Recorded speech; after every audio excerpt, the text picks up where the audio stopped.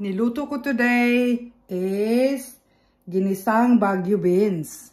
Ayan, my own version of ginisang Baguio beans. As in, ang sarap talaga. So, papakita ko sa inyo paano ko ginagawa yung Baguio beans ko.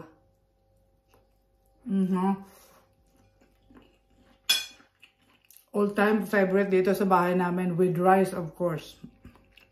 Okay. Let's cook. Enjoy, you guys.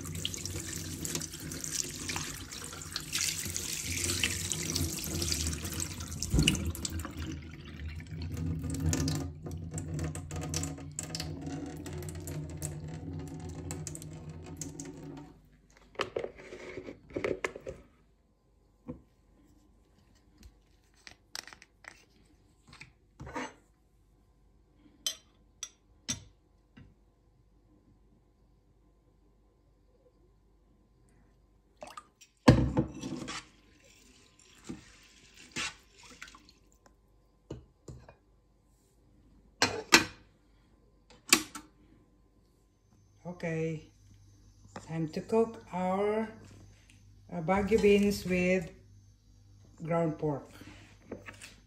Sliced tomatoes na rin, garlic at saka onion.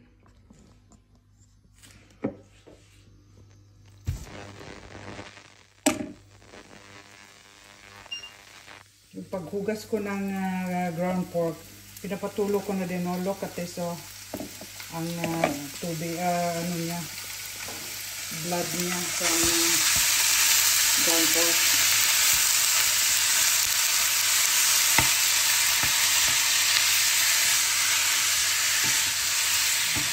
Guys, pag hinugasan nyo yung ground pork, no, at saka pinatulo ng konti, ito talaga ang lalabas na impurities niya from the ground pork. Kaya ano niyo talaga ang lasa. Diferensya talaga ang lasa pag hinugasan mo ng konti yung ground pork. Yan. Kailangan tubig yung ground pork. So, saka ko nilalagyan ng konting oil. Tapos, saka ko gisahin yung mga spices.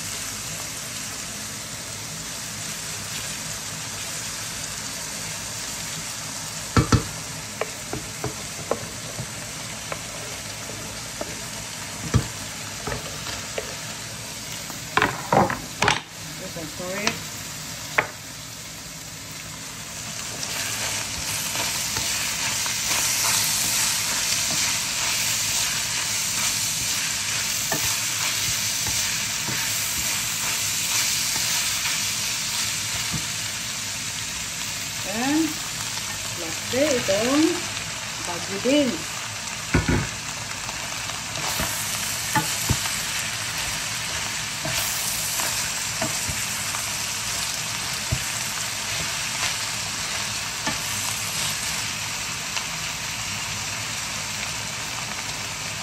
Add some salt,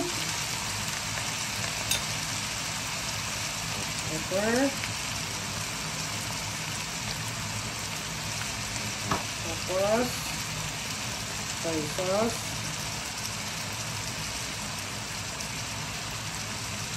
daming soy sauce. Yan. Tapos oyster sauce.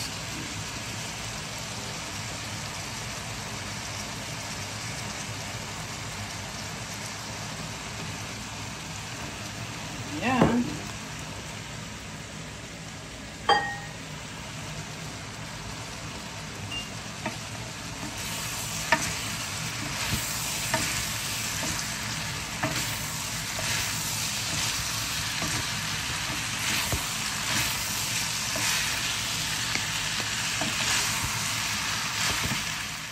Okay, ready for serving na. This one cooks for less than 25 minutes. So, nauna pa to kesa rice. So, easy, quick and easy lang talaga.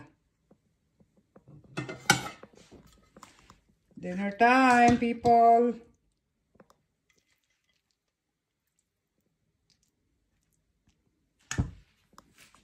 Wala nakinig na naman. Ewan ko ba dito?